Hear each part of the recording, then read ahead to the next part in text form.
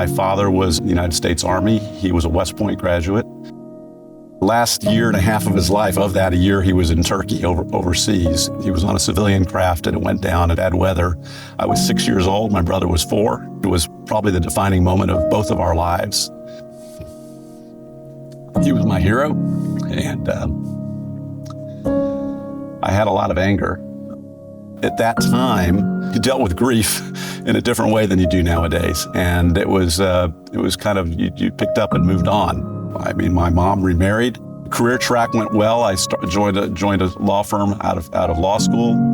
I thought I was living the dream. I was really doing well, career-wise, personal-wise. I was happy.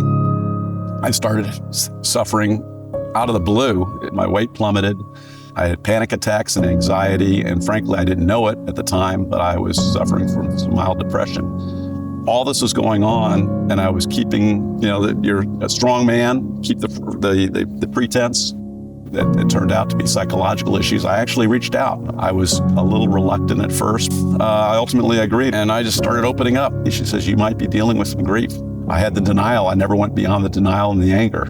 And ultimately, coming up on the 25th anniversary of my dad's death in January of '92, I said to my brother, I'd like to go and honor Dad. Spent a day traveling, went up there, pulled out my wallet with some photographs. I talked to Dad.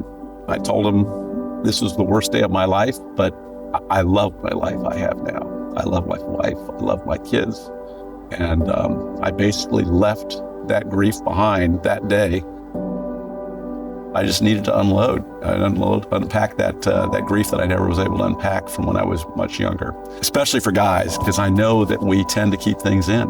If you've gone through an experience of having a loss, probably of any kind, but particularly a parent at an early age, because you've been there, so I do feel their pain. But I also know that there's a way out, and you can get beyond this and succeed and frankly thrive. And now you know.